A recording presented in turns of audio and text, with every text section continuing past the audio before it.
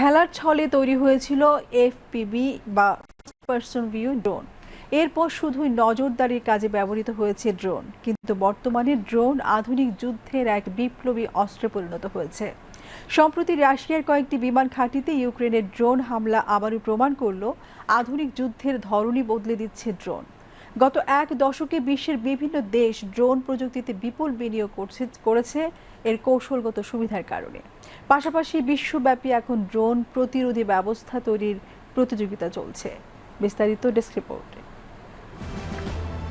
একটি ১-১.৫ লাখ টাকা দামের এক ঝাঁক ড্রোন দিয়ে কয়েক বিলিয়ন ডলারের বিমান ধ্বংস হচ্ছে।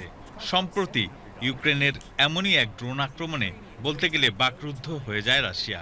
এমন কিছু ঘটতে পারে ধারণার বাইরে ছিল তাদের। ইউক্রেনের দাবি, রাশিয়ার ৪১টি বোমারু বিমানে আঘাত এনেছে তাদের ড্রোনের ঝাঁক। সেটা পুরোপুরি সত্য না হলেও বেশ কিছু বিমান ধ্বংস হয়েছে রাশিয়ার, এটা নিশ্চিত। পাশাপাশি ট্রেন লাইন, ব্রিজ এবং ট্রেনেরও ক্ষতি হয়েছে। সব মিলিয়ে ক্ষতি কয়েক বিলিয়ন মার্কিন ডলারের।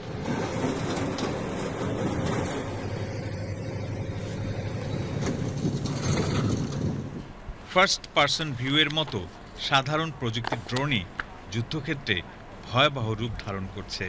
এ ধরনের ড্রোন আকারে ছোট, সামনে রয়েছে বিশেষ ক্যামেরা যা রিয়েল টাইম ভিডিও পাঠায় নিয়ন্ত্রক বা অপারেটরকে। ড্রোন অপারেটরের চোখে থাকে বিশেষ চশমা, মনে হবে অপারেটর নিজেই বসে আছে ড্রোনের ককপিটে। প্রথমে খেলার ছলেই তৈরি হয়েছিল ফার্স্ট পারসন ভিউ ড্রোন, বর্তমানে যা শত্রু শিবিরে আঘাত হানার সবচেয়ে কার্যকর অস্ত্র। যুদ্ধবিমানের বিপরীতে ড্রোন মানুষবিহীন হওয়ায় ঝুঁকি কম। ছোট আকারের হাতে চালানো নজরদারি ড্রোন থেকে শুরু করে ক্ষেপণাস্ত্র বহনকারী ড্রোন পর্যন্ত ২৪ ঘন্টারও বেশি সময় ধরে উড়ে থাকতে পারে। সব ধরনের যুদ্ধ পরিস্থিতিতে ড্রোন এখন ফ্রন্ট লাইনের অস্ত্র, যা ক্রমেই গুরুত্বপূর্ণ ও বিপজ্জনক হয়ে উঠছে। That destroyed an estimated 1 international desk, BTV news.